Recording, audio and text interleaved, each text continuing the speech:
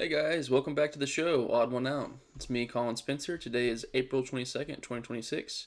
If you hear any random noises, it'll either be my breathing or it'll be this little doggy here, my little doggy Marty.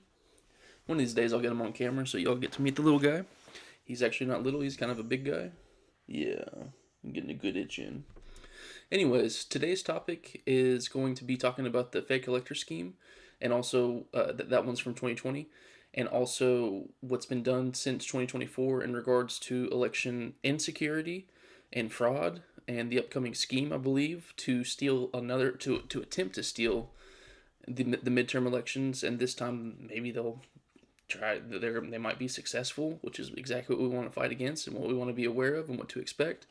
But before that, there's a lot of stuff going on. I've got four different pieces of news to break to you. Three I can remember right off the top of my head, so it might be three. We'll see if I can remember whatever the fourth piece was. But this literally, I just was coming in to do this video and I was scrolling and I saw this and I was like, oh my gosh. Okay, so the biggest piece of news is the DOJ might be pardoning, or excuse me, not the DOJ, Trump might be pardoning Ghislaine Maxwell. Apparently, and actually, the Comer already came out with this publicly. They are discussing. There he is. There's my little Marty boy, my big Marty boy. He's half Australian cattle dog, half border collie, and he's amazing. He may try to lay on our clothes back here. This is where we like to fold clothes. Hope he doesn't. So if I turn around to Bubba, leave it, Bubba. Leave it, Bubba. Don't lay on the clothes, Bubba. Don't lay on the clothes. Thank you. Thank you, Bubba. Thank you. He was going for it right there. Okay, anyways. I love him. So yeah, Comer came out today and said, to work with Ghislaine Maxwell to get her to cooperate with investigations on Epstein, we may pardon her as part of some kind of a deal. Which, first of all, how about you just release the rest of the files instead of, worrying about pardoning Ghislaine Maxwell, who is currently living as, like, she's the, now that Jeffrey Epstein's dead, she's the most prolific sex trafficker of our lives, and that is still alive. She did just as much damage as Jeffrey. She was his biggest recruiter. She abused the minors as well, and the women as well. It's one thing that people don't realize is it wasn't just little girls that were trafficked, which of course there was, but there were also adults that were trafficked. Ghislaine was a part of it all. She was the co-mastermind with Jeffrey and a bunch of other co-conspirators as well, which were redacted. If we're talking about the topic, might as well throw that out as well. That's why I call Trump the greatest pedophile protector of our lives. Made sure that the redactions were more carefully applied to co-conspirators, offenders, and abusers more than they were the victims. And I forget the name of the project, but were they assigned 1,000? This is all proven, by the way, by a FOIA request. You can go look it up. Assigned 1,000 DOJ agents, spent nearly $1 million in overtime just redacting the files, and not just the victims. But anyways, so they're looking to potentially pardon Ghislaine Maxwell, and Trump's going to kind of give it the pretext of, oh, well, they just told me that I should pardon her. That way, that we get her to comply with investigations. It's going to be a total cover. She's telling them play ball, and it connects to the second piece of news that I'm about to tell you about, which is that she sent, apparently, this is according to the Daily Beast, she apparently sent a USB flash drive over to Melania. We don't have any clue what's on this flash drive. The Daily Beast is hit or miss, so it could be fake. But given everything that's going on, Todd Blanche going down to speak to her and then promote her to a better place where she gets a puppy. She was sitting in like a prison that was worthy of her crimes, and then she got moved to a prison where they don't hold abusers like her, like sex traffickers like her. That prison is not for her type of offense, and she gets to have a therapy dog, and she gets to be on the internet. She's given time slots where she's able to go use a computer, and it's like, you're gonna let the most prolific sex trafficker that is alive have access to the internet? What is wrong with these people? Also, the warden had wrote that he's tired of being her bitch, is what he said. Wrote that in an email. So just insane. Should we actually be surprised? No. I mean, maybe the cult is, and probably actually, honestly, no. I feel like at this point, with just I've asked this before. I'll keep on asking. If you're still in the cult, what are you doing? If you're in MAGA, what are you doing? You have no dignity left. Do you just love humiliation? Do you just love cognitive dissonance? What is wrong with y'all? I mean, you have to be sitting there being like, dang it, Trump, why are you always making me look like such an idiot for supporting you? But here you are. You get the Fell For It Again award. So, and the third piece of news is that the SLPC, this is the first I've heard of them, but they're an activist, they're a left wing activist organization. They're about anti racism, anti bigotry. And apparently, the DOJ has successfully indicted them with a grand jury over what the DOJ claims as funding these groups of far right extremist groups, like the one that was seen at Charlottesville. Several different organizations is what the truth is, but funding these right wing racist extremist groups. And so the right wing is just frothing at the mouth. I saw the Daily Wire has put out like 7 posts about this today. Um, Again, the Fell For It Again award is just waiting for everybody that actually bit this piece of news, thinking that the DOJ, the Trump DOJ, is being truthful in the matter. The same one who has lied about the Epstein files every single step of the way. The FBI is in tandem with this. The director who said that Jeffrey Epstein didn't traffic anybody nobody else. He didn't traffic victims to anybody else but himself. Yeah, this is your paragon of virtue, right wing. This is MAGA. Congratulations. This is your DOJ. This is your FBI. That is just that it's so believable. What actually happened is that over the course of 11 years, this group, the SLPJ, funded several organizations. They funded informants to infiltrate the organizations and to gather information and to give it to the FBI. Inside information is one of the best ways to take down a group. It's one of the best ways to plot what they're doing, what they're doing next, and to be able to stay on top of it. So, the old saying goes, you can indict a ham sandwich. Indictments mean nothing, literally. So we'll see what this comes over, if it even has any kind of standing in court. A lot of these cases just fall through because the judge is like, what is this? What kind of garbage is this? This might work on X, where Elon Musk can promote it, and you have all these idiots that are just sitting there scrolling like, with like literally no information whatsoever, just complete brain rot garbage. It's like pouring out of their ears. It's just spilling. It might work over there, but in a real court of law where facts matter, where you're not just living in some post-modern world or some post-MAGA world, as I like to call it, it's not going to hold up. I'm waiting to watch this play out. Not with bated breath, because I've seen this play out a million times. This is how it always goes. These morons don't learn anything. They're going to be right back to it. They're going to forget this ever happened. Just another set of lies, and we're going to get to watch it play out together. So, don't remember what that fourth piece of news was. I wish I did. But, anyways, we're going to jump into it. I've got a report laid out here that it might be just most beneficial for me to just robotically read it line by line, just because it's very informative. It hits all the key points. You're not going to go to any other video on YouTube. Like, even though I'm a little startup channel, you're not going to go to some other video on YouTube to find more information about the fake electorate scheme. I'm pretty happy with this, so I'm going to bring this up, and let's go. Let's get into it. So I'm just gonna lay it out first, kind of what it is, just in plain English. The faked elector scheme was an attempt to create sham pro-Trump electoral slates in states he lost, then use those papers on January 6th to block or derail the counting of Joe Biden's real electoral votes. So what it was, Trump knew he lost. He had his own team was telling him he lost, and so he thought, well, how about instead of using, how about we just send our own slate of electors, have these fake representatives from these swing states, for example, go on our behalf and say, this is what Georgia voted for, and try to have those results certified, the sham results. So that's what that is, trying to submit fake electors for the electoral college rather than the real ones who said, no, Joe Biden won. No, we're going to send our own people. We're going and this is why you saw subpoenas and phone taps on a whole bunch of Republican legislators' phones during this time, and it's because they were all in on it. There was a massive group of them that were in the know, that were helping facilitate this. MAGA is, my boy Kyle Kalinske calls it a terroristic fascist death cult.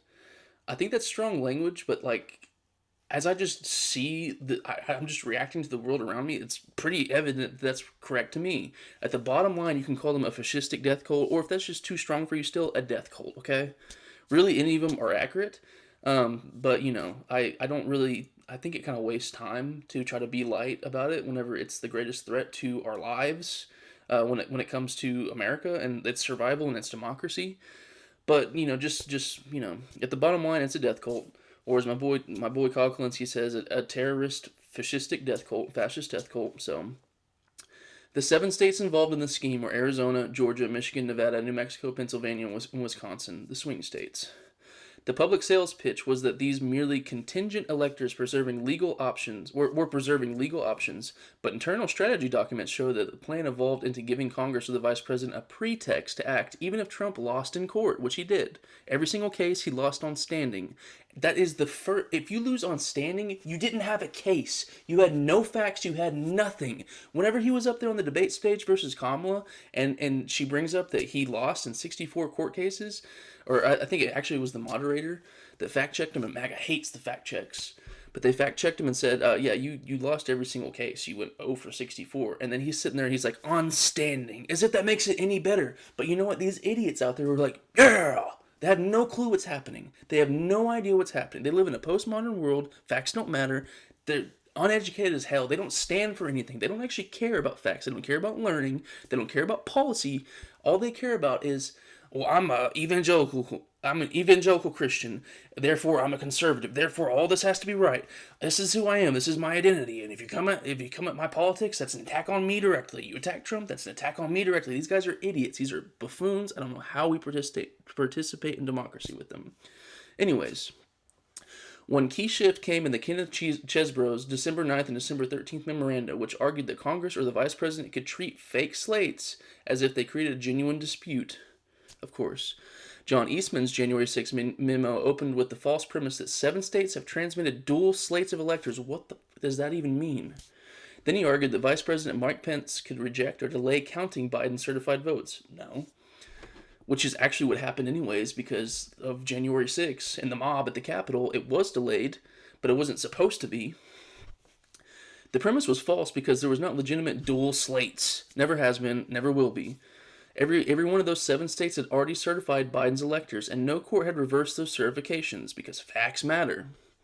No state legislator agreed to appoint Trump electors after the election, which means the plan had no lawful state-level foundation to stand on. They had no standing.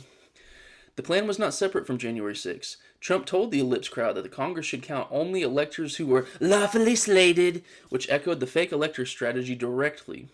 All 7 false slates were transmitted to Washington, and the Senate parliamentarian later noted that several lacked basic legal features like state seals and proper certification. A federal judge later found the illegality of the plan was obvious, and the January 6 committee called it unlawful and an unprecedented break with the constitutional transfer of power. Yet these idiots literally voted for him again. We all saw January 6. And I remember I saw some of my posts, or I saw some posts from some of my MAGA friends. And if you're one of my MAGA friends out there listening, this is not you, because this is a person that I have cut off like all communication with, not even because of politics. But I haven't had any communication with this person in years. But I remember seeing their post on January 20 and on January 6th, and they were like, "Oh, this is, if you're a Republican or a Democrat, it doesn't matter. This is awful. This is so terrible." And then she goes right along and votes for him again in 2024. These people don't stand for anything. They love humiliation. They learn nothing. They don't care about our democracy or trying to make things better. They just care about ideology. So, and this is how the operation was built. The January 6 committee identified Kenneth Chesebro as the central architect who translated Trump's post-election grievances into a step-by-step legal political plan. And by the way, a bunch of these are from Reuters and the AP. So if you want to look up any of this, feel free. Even if something as simple and just mind-numbingly, just straightforward as Wikipedia, which will have all of its citations there that you can follow to see for yourself whether or not it's a credible source. This is all easily Googleable, if that's even a word. Feel free to go check me on it. Chesebro's November 18th memo started as a Wisconsin placeholder theory, but by December 9th, he was openly discussing Congress recognizing unauthorized Trump electors. He emailed a Nevada organizer that the goal was to keep alive the possibility that the votes could be flipped to Trump. which cuts directly against the letter claim that this was just his paperwork preservation. A legal advisor to the Arizona GOP reportedly understood the assignment exactly as fake votes sent to Pence so someone in Congress could object and argue they should be counted. By early December, Trump's inner circle was let's try that again. Operationalizing, there you go, the idea, with Mark Meadows telling Jason Miller, we just need to have someone coordinating the electors for states. Trump campaign lawyer Joshua Finley told the community it was his understanding that the decision to pursue the elector plan came from Trump himself. Trump personally called Republican National Committee Chair Ronna McDaniel, introduced her to John Eastman, and enlisted help gathering the slates. Like, he's in it the whole way. This is, like, first of all, even if he was organizing it from behind the scenes and having everybody do his dirty work for him, it's still illegal. And this is actually something that Jack Smith was about to get him on, but unfortunately, the Biden DOJ, led by Merrick Garland, dragged his feet because he didn't want to seem political. And it's like, dude, forget about politics. Did he commit a crime? Yes. Bring the evidence forward. Like prove it. And then let's convict him. He should not be able to run for president. He should be behind bars. But anyways, that's not what happened. And by the way, under oath, Jack Smith was asked if he thought that he had evidence that would convict Trump, and he was like, absolutely I did. He said that under oath. So McDaniel then reported back that some RNC staffers were already assisting, which means party infrastructure was not merely aware of the plan, but not just merely aware of the plan, but helping execute it. After the Supreme Court rejected Texas, because it's a death cult. It's literally a fascist death cult. After the Supreme Court rejected Texas's bid to overturn results in 4 states on December 11th, Trump campaign legal staff reduced their involvement because there was no realistic path to court-validated Trump electors. Justin Clark effectively said, I'm out, and Matthew Morgan said he pushed responsibility away because he saw no value in slates that were not backed by a state certificate of ascertainment. The vacuum was filled by Rudy Giuliani, who took over logistics and implementation after the campaign's senior legal team backed away. Rudy Giuliani. These are your paragons of virtue, right wing. Cassidy Hutchinson testified that Meadows tracked the fake elector effort closely and that it came up in dozens of calls or meetings in his office. Chesbrough himself admitted some states were legally shaky, calling Michigan slightly problematic, Georgia and Pennsylvania somewhat dicey, and Nevada very problematic. Pennsylvania and New Mexico inserted caveat language saying their documents would count only if later recognized by lawful process, but that caveat was missing from several other states' certificates. Georgia participants were told the effort required complete secrecy, while Michigan's false electors ended up signing at state GOP headquarters after a plan to use the Capitol was rejected as insane and inappropriate. Roman's Georgia team reported on December 14th that all votes cast, paperwork complete, being mailed now, showing this was a coordinated multi-state operation, not just some symbolic protest. By early January, when Michigan and Wisconsin paperwork had not yet reached Washington, Trump's team arranged to fly those originals in for hand delivery to Congress in Pence's orbit. Senator Ron Johnson's office and Rep. Mike Kelly's chief of staff touched that delivery effort, though Johnson later minimized his role. The fraud claims used to justify all this were not just weak. A federal judge found Trump kept signing and promoting numerical fraud allegations he knew were inaccurate. Eastman warned that some of the Georgia fraud allegations and expert evidence has been inaccurate, but Trump's team filed another complaint with the same bad numbers anyway. Of course they did. Okay. So why it was dangerous. The scheme's real target was not state recounts or litigation, but the vice president's role at the joint session of Congress on January 6th. Eastman and Chesbrough were trying to move the final decision from voters and state certifications to a single federal bottleneck where Pence and allied members of Congress could create chaos. The January 6th committee found Trump and his advisors wanted Pence to disregard real Biden electors in favor of fake competing slates that never legally existed. Trump and Pence both participated in portions of a December 21st White House meeting where Freedom Caucus members urged Pence to reject electors from contested states. Thank God he did. Eastman later emailed Boris, it looks like Epstein, that the Epstein, that the existence of multiple slates should be enough. which shows the point was to manufacture uncertainty, not prove actual fraud. Judge David Carter concluded it was more likely than not that Trump corruptly attempted to obstruct Congress and conspire to defraud the United States of America. The plan came closer than many people remember because the false paperwork existed, the objections were lined up, Trump was publicly pressuring Pence, and aides were still trying to hand-deliver elector packets on the eve of certification. What held was not some automatic constitutional self-defense system. It was a chain of human refusals by Pence, career and campaign lawyers, state officials, and Justice Department leaders who would not ratify the lie. Acting Justice Department leaders also blocked a plan to send a letter falsely suggesting there were competing slates in Georgia and other states. What failed was that the party and campaign machinery still got the plan very far. The RNC assisted, state parties assembled signers, false documents were mailed, and Congress still faced a coordinated certification attack on January 6. Okay. So now we're going to go to the outcome of it, essentially. And I really quick want to pause and say, it's the most Darvo Trumpian thing of all time for himself to say that the election was stolen from him, that the Democrats stole it, with no evidence whatsoever. 6 years later, we still have no evidence whatsoever. Because it wasn't. But while he was trying to say, and he gaslit all of his supporters, who probably still believe it to this day because they believe in nothing, he was the one that was stealing it all along. The most Darvo thing of all time.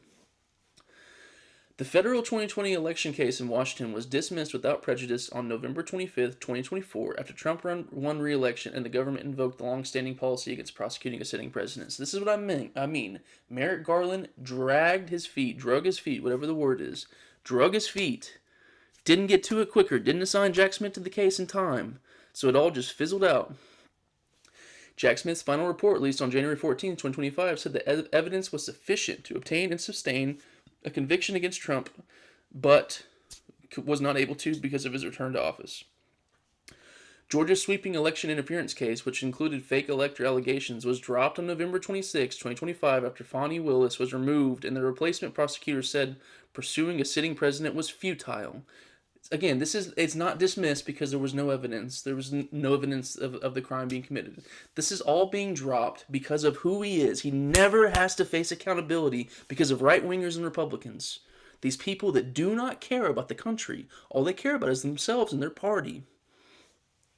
Arizona's fake elector case is still alive, but jammed up procedurally. A judge sent it back to the grand jury in May 2025 over Electoral Count Act instructions, and Attorney General Chris Mays appealed to the Arizona Supreme Court in November 2025. Michigan's criminal case against 15 Trump electors was dismissed in September 2025, with the judge ruling prosecutors had not shown criminal intent. Nevada's Supreme Court revived the case against 6 Republican fake electors in November 2025 and sent it back to Clark County, rejecting a venue ruling that had derailed it. Wisconsin's case remained active as of late 2025, with judges refusing to dismiss charges against Jim Troupis, Kenneth Chesborough, and Mike Roman. Good. Those 3 Wisconsin defendants later alleged judicial misconduct and tried to move the case, but the charges still stood. Kenneth Chesborough was disbarred in New York in June 2025 after his Georgia guilty plea tied directly to filing false documents, and the fake elector plan was revealed. John Eastman was disbarred in California in April 2026 over his role in false fraud claims and the fake elector and Pence pressure strategy. Notice, like, these people that put everything on the line, Trump doesn't give a damn about them. He doesn't give a damn about anybody but himself. What can you do to serve him? That's all he cares about. You get tossed aside. You're the one who's going to have to pay the crimes. Will he pardon them? Who knows? If they end up convicted, who knows if he'll pardon them? I have no reason to believe he won't. He loves pardoning fraudsters. But, they're still the ones that are having to catch the heat. He catches no accountability. This man has never faced an ounce of accountability in his entire life. Reuters reported that Rudy Giuliani had already been disbarred in New York and Washington by the time Chesborough lost his license, showing that some of the lawyers closest to the plot have faced professional ruin even when criminal cases remain uneven. The bottom line on accountability is ugly. The scheme was broad, coordinated, and heavily documented, but prosecutions have been fragmented, delayed, or dismissed, rather than brought up to a clear national reckoning. Okay, so that's going over the fake elector scheme. Now I've got a bunch of bullets here talking about No longer the fake elector scheme, but the issues we're going to facing the midterms. What I will say is the ultimate predictor for future action is past action. What did Trump do in the past? Okay, we can probably expect whatever he did in the past going forward. We can expect that same kind of intent. So is he going to try to rig the 2026 midterms? Absolutely. Like, are you under a rock if you think not? Like, what's wrong with you? And a bunch of his supporters by now, like, you most certainly didn't believe that was true in 2024. You absolutely know it's true now. Stop lying to yourself. Your whole life is cognitive dissonance. I know. You live in a postmodern world where facts don't matter. I know. But shake yourself. Wake up. So on March 25th, 2025, Trump signed an executive order claiming broad power over federal elections, including proof of citizenship requirements and limits on counting mail ballots that arrive after Election Day. He has no power to do any of that. States run the elections. This is supposed to be the party of small government, of state rights, right? No, absolutely not. They don't stand for anything. They stand for nothing. They have no principles. Federal courts blocked major pieces of that 2025 order on April 24th and June 13th, 2025. And a judge permanently blocked the proof of citizenship portion on October 31st, 2025. Trump then issued another order on March 31st, 2026, tightening mail voting rules and pushing a federally verified voter database, and both the DNC and the Democratic-led states sued immediately. Where are you at, RNC? You're such a shill. You guys are just such shills. Reuters found that 23 mostly Republican-led states have recently copied major pieces of the SAVE Act and Trump's voting agenda in time for the 2026 midterms. And look, with the whole SAVE Act, that's not just as simple as proof of voter ID. There are so many states where a driver's license won't work. You're going to have to bring in like a passport. You're going to have to bring in your birth certificate. Some people are not able to quickly locate those documents. Some documents, like a passport, I think it's like less than 50% of Americans hold one. And the thing with the required, like, you have to prove your citizenship whenever you register to vote, and then you get that voter ID card, and then you take that card, and there's different. Each state is different, as it should be. You run your own elections. But each state is different. They have their own different requirements. But the bottom line is you have to prove you're a citizen when you register to vote. And then you have to take that form of identification or go give your name to the roll where they can find you and check you off. And I think, the Heritage Foundation has found, like, I think it's like 36 counts of voter fraud over, is it hundreds of millions of votes? Over 1 billion votes, maybe? This spanning over years? Go look it up. It's like 36 counts of fraud over, like, I think it's 1 billion votes. What are we talking about? This is outrageous. It is always vibes. It is always ideology. It's never based off of evidence. It's never based off of fact. It's one thing if you want to require everybody to show up with, like, some kind of ID, like, and have that be the same across all the states. If you want to do that, well, then the federal government should be sending everybody free IDs. Should be no questions asked. Shouldn't be you can't have a poll tax. This is already in our Constitution. So and requiring like a passport, for example, which costs a decent chunk of money for some people, that's a poll tax. That's an obstacle. So this is all aimed at disenfranchising voters. There are going to be millions of people that end up not voting because of this. This is not going to pass, but if it were to pass, there would be millions that would be disenfranchised. Versus how many? Like 15 counts of fraud each year? Like, what are we doing? It's obvious what we're doing, but right wingers don't care about reality. They don't care about facts. So Reuters, here we go.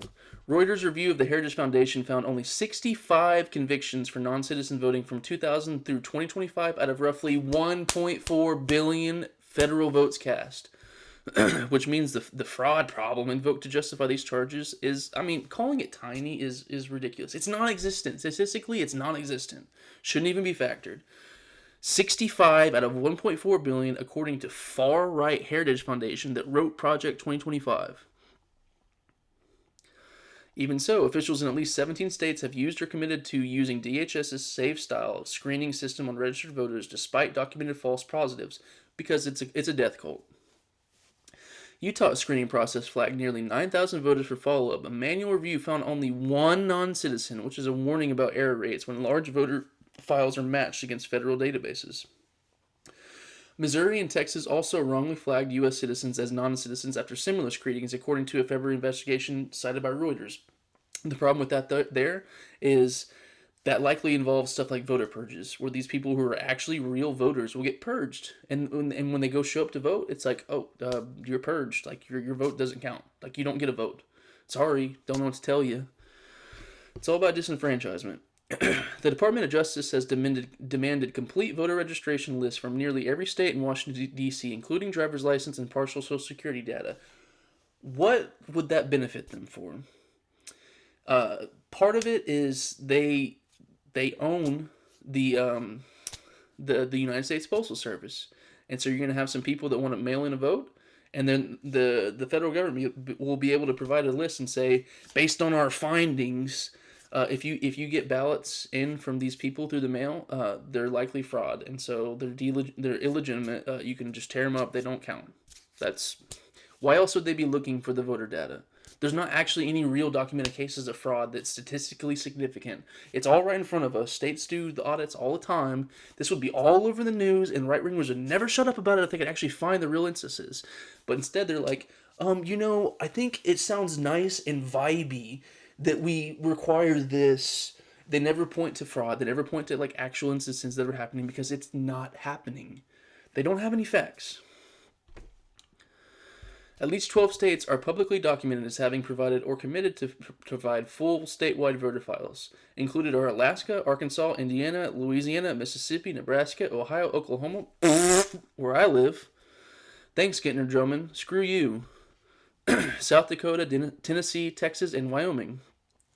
Reuters reported on April 21st, 2026 that 18 states had either complied or signaled willingness to share that data, but public state-by-state reporting does not yet identify all 18. Multiple federal judges have pushed back hard on the sweep, and a Rhode Island judge called the DOJ demand unprecedented and outside of federal authority. Reuters and AP reported similar setbacks for the DOJ in California, Michigan, Oregon, Massachusetts, and Rhode Island, undercutting the claim the federal government clearly has this power. Voting rights groups sued on April 21st, 2026, doing the Lord's work, alleging the data drive is laying the groundwork for unlawful voter purges ahead of the midterms. That lawsuit says the administration has already reviewed about 60 million records and identified deceased people and non-citizens on rolls, but without evidence that those people actually cast ballots. Public reporting also showed DOJ officials seeking to share voter roll data with the Department of Homeland Security for citizenship and potentially immigration-related checks, which would fuse the election administration with federal enforcement systems in a way which many states never agreed to. In December 2025, the DOJ sued Fulton County for the 2020 election records, and on January 8th, 2026, the FBI searched the county election hub in one of the most extraordinary post-certification federal intrusions of this cycle. By the way, Georgia did, was it how many hand counts? Like two hand counts?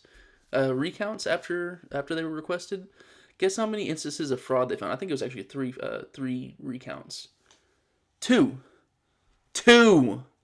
Not 20, not 200, not 2,000, not 2 million, 2. And that was also part of the whole famous, find me 11,680 votes. That's one more than Joe Biden. Oh, come on, play ball. Reuters reported that the FBI seized over 600 boxes of ballots of records from Fulton, and county officials then went to court demanding their return. The unsealed affidavit showed that the Fulton probe began with a referral from Kurt Olson, who had worked on Trump's 2020 election challenges and later served an election integrity role in that administration. He belongs behind bars. This is an actual traitor to the country. How are you involved in two different rigging scenarios and you're still a free man? We are a banana republic at this point. Justice doesn't matter in this country. This is a convenient time to drop in about the Epstein files. I don't. In March 2026, a Fulton expert testified that the FBI theory was not based in reality, which signals how thin the public factual basis for the seizure still looks. On April 19th, 2026, Reuters reported that Michigan refused a federal demand for 24 ballots and materials from Wayne County, which includes Detroit. Thank you. Michigan officials called that Wayne County. By the way, thank you, but it just goes to show the immense pressure everywhere. This is it's unreal. It's a nationwide, all across all municipalities, of just election material seizing, and it's got to be illegal. I mean, it's at least not, it's not constitutional. It's outrageous. They get away with whatever they want. I can't believe what I'm watching. I feel like I'm in a fever dream sometimes. Again, if you're in MAGA, what the hell are you doing? What are you doing? The stronger Michigan story in 2026 is therefore not a proven Detroit purge, which there was a town hall where these people were meeting, and they were like, if a person's name sounds Latino, well then at least flag them as suspicious. They didn't say that for sure purge them, but flag them as suspicious if they have a Latino sounding name. What? Like, bruh, bruh. Oh, because Latino citizens with American-born citizens with Latino names, they're suspicious. Like, are you kidding me? It's just like example number 8 million that systemic racism is real. There is one side that is racist. I just I'm actually freezing mentally just at how ridiculous that is. Rereading that point. The stronger Michigan story in 2026 is therefore not a proven Detroit purge, but a combination of the ballot custody intrusion, voter roll data pressure, and aggressive citizenship screening logic that can hit large urban voter bases hard if used recklessly. Reuters also reported on March 9, 2026, that the FBI obtained Arizona Senate records tied to the discredited Maricopa audit, reopening old conspiracy channels around voting systems and ballot handling. Like, why are we going back to things that were already proven wrong? Because we live in a postmodern MAGA world, that's why. On the data privacy front, a federal judge blocked Elon Musk's Doge team from Social Security records in March 2025, calling the access unprecedented and unfettered, before the Supreme Court later allowed broader access while litigation continued. The Supreme Court is a joke. Why were they in our Social Security data? A January 2026 ACLU filing in Virginia voter data litigation cited court records saying a Department of Government Efficiency team member signed a voter data agreement in March 2025 with a political advocacy group. What are they doing with our data? Some third-party political advocacy group seeking to analyze voter rolls for fraud evidence and overturn results. That is a court-filed allegation, not a final judicial finding. The same filing said DOJ leadership told lawyers that they had a Doge person who would compare state voter roll data against DHS and Social Security data, and it also cited a record that some SSA data had been placed on an unapproved third-party server outside agency protocols. AP reported in August 2025. You can hear me crashing out. I've been crashing out this whole time. Like, what is this world we live in? How is this America? Like, whatever, dude. AP reported in August 2025 that Heather Honey, whose faulty voter data work fed 2020 election denialism, was appointed a Deputy Assistant Secretary for Election Integrity. A Deputy Assistant Secretary for Election Integrity at the Department of Homeland Security. Because, of course. In February 2026, Honey assured Secretaries of State that ICE agents would not be stationed at polling places, which was a necessary reassurance only because many officials now fear federal election interference from inside the federal government itself. You don't say.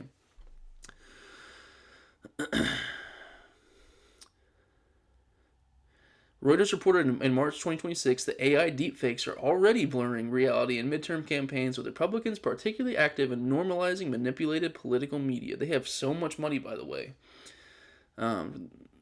A Brennan Center survey released in April 2026 found nearly 1 in 4 local election officials worried about being assaulted at home or at work, and a 52% worried about colleague safety. So, just, that's everything laid out. I went point by point. Just I know I threw a bunch of information at you once, but if you find this worthwhile, I would honestly encourage you, listen to it again, listen to it a couple more times, really try to take it in. I know I was reading fast. I know I said a lot. I know I kind of crashed out. But this is what we're facing. We're facing midterm elections that are going to be attempted to be stolen. And they're not going to be stolen by the left. if they're going to be stolen, which I fear that they have a decent shot at it, it's like a 50. I have no clue. It's just up in the air. It's going to be stolen by the federal government, by Donald Trump and all his lackeys. There's a reason why he appointed a bunch of yes men. In his first term, his damage, although substantial, was limited because he actually appointed really solid, competent people that told him, no, you can't do that. You can't just shoot protesters in the legs. And there's a reason why he decided this time around, oh, I'm gonna appoint a bunch of clowns, a bunch of losers. A guy like Kash Patel, who has his job because he wrote a children's book about Trump being a king. Look it up. A bunch of losers that are not gonna sit here and tell him no. J.D. Vance couldn't even answer in the debate with Walz on who won the 2020 election. Just like all of these moronic buffoon imbeciles that are judge appointees that go and testify in front of Congress and they get asked the same question: who won the 2020 election? Did Joe Biden win the 2020 election? Instead of just yes, it's sir, it's actually that Biden was certified by the Electoral College and he became they give this like 5-sentence carefully worded answer. They all give the exact same coached answer rather than just a simple yes or no. They'll never admit that Trump lost the election. So, got a lot of serious problems coming up. You're going to need to get out and vote. My strongest recommendation is do not mail in your ballot. Do not vote by mail. Like, if you have to, if you're out of town, you're having to vote absentee or okay, but I'm telling you, do not. If you're able to control that, do not vote by mail. You got to show up in person on voting day. That's the only way that we have the best shot. Even then, I have no freaking clue how this is going to work out. Nobody has any clue how this is going to work out. The only thing we can use to predict future action is to look at what Trump did in the past. He tried to steal the 2020 election, and then he completely gaslit his moronic, imbecile, baboon followers into believing that the left tried to steal it without any evidence whatsoever. All these years later, no evidence whatsoever. But we've got mountains of evidence, as I just showed you, about him trying to steal the election in 2020. So, it's good versus evil. That's what this is. So, you pick what side you want to be on. You can pick the side of identity politics. That might feel like an attack on you to say good versus evil. I don't know what else to tell you. That's why I'm sitting here asking, what are you doing if you still support this guy? You need to get with the program. And just, unrelated to all that, just tossing it out here as the cherry on top as I'm about to end the video. If he pardons Ghislaine Maxwell, whatever. MAGA will come with an excuse for it anyways, so, whatever. Just another Tuesday in Donald Trump's America, so. All right, y'all. Appreciate y'all tuning in and watching me crash out. This was a lot, so I'm going to be having my wife on soon. We're going to be talking about Oklahoma candidates. We're going to be talking about the Democrats this next time around. And we're going to have a video on gun reforms, ideas for that, and statistics around gun violence. That'll be another video coming up soon. So until the next time, I appreciate y'all tuning in. Please like and subscribe. Odd one out.